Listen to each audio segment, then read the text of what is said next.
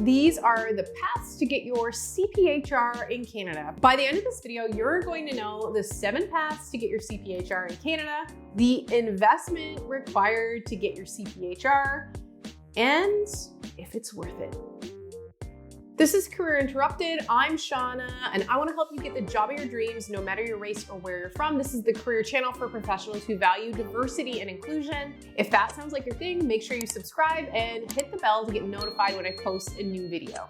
CPHR is the professional designation for HR professionals in Canada. It's called CHRP in the province of Ontario, and the legacy name of the designation across Canada is CHRP. I'm a CPHR myself. If you want to learn more about the designation and how that all sort of works, make sure you check out my video on that topic, and I will link to it here. There are 7 different paths to get your CPHR in Canada. I'm going to walk you through all 7 of them right here.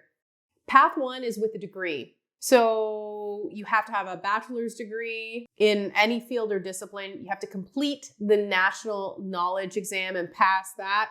And you've got to have 3 years relevant work experience acquired within the last 10 years.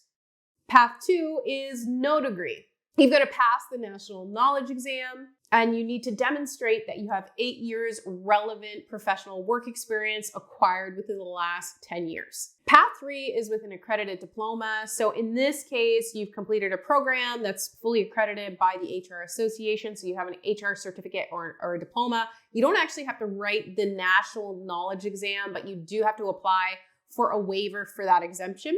You also need a bachelor degree in any field or discipline, and you need 3 years of professional work experience that's been accumulated within the last 10 years. The other way you can get your CPHR through this same pathway, the accredited diploma pathway, is everything I just mentioned. So you've got the HR certificate, you apply for the waiver, but say you don't have the university degree. In this case, instead of 3 years, you need 8 years of professional HR work experience, and that needs to have been accumulated within the last 15 years. Path 4 is through an accredited degree or a master's degree. So you need a degree from a program that's accredited by CPHR. You can apply for a national knowledge exam waiver exemption through this pathway. And you've got to have 3 years of professional HR experience that have been accumulated within the past 10 years. Path 5 is being a senior level HR person. And basically with this pathway, you have to be able to demonstrate through an application form that you've got the required professional work experience, depth of knowledge, and you understand all the competency frameworks required to be designated CPHR. In this path, you have to have 10 years of senior level HR experience. Your application would then go to a committee, and then they would decide if you would be eligible for your CPHR. Path 6 is inter-province transfer. So if you were designated CPHR in a province outside of where you're moving to or currently residing, whatever, you can actually move the designation to your current province.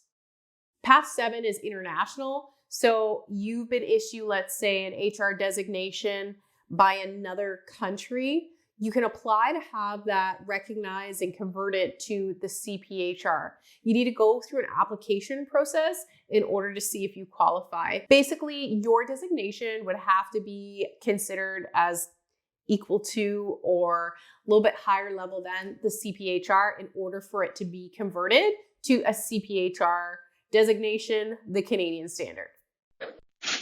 Okay, how much does it cost? First, in order to get your CPHR designation, you have to be a member in good standing with your provincial association. The fee to be a member in the HR Association in New Brunswick, for example, is $230 a year plus HST. $230 membership fee plus 15% tax in New Brunswick equals $264.50 for your membership fee only.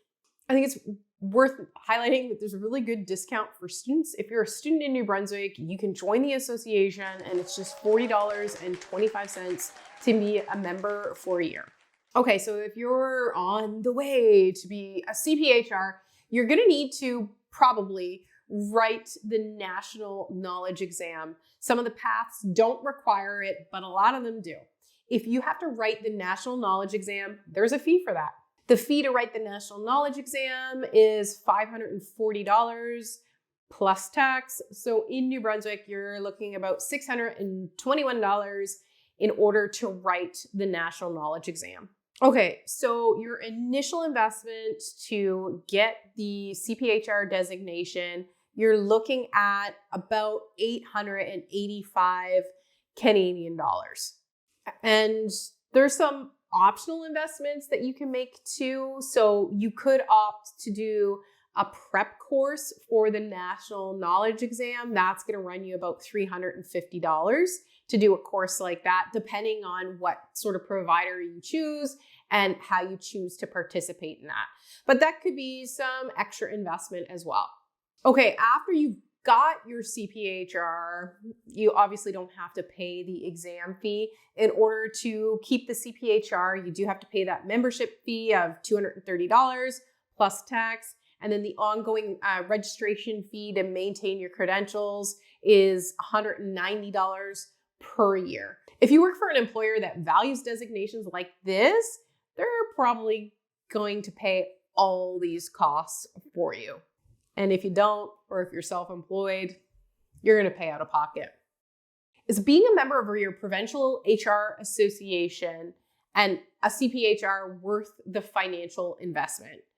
So CPHR does claim that you're going to earn more money if you have the designation.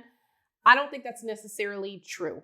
I talk about this in another video where I explore my own experience with CPHR and the lack of a pay raise. Anyway, I'll link to that video. You can check it out if you want to hear more about that story. Another thing to consider is that ongoing membership fee that you do have to pay. Now, it's not that terribly much money, but you do have to pay year over year to maintain membership in an HR association. And very honestly, I don't get much out of my HR association membership, and there are parts of it that are a little bit annoying. For example, the HR association regularly sends out job postings that I don't really care about. I don't care about them. I don't care to receive these emails. I get a lot of emails. Everybody does. Don't care. There's some sort of discount program that's included in the HR association membership as well. It's called Percopolis. I've never used it. I don't know anyone that's ever used it. I'm never looking for a discount on a Lenovo laptop.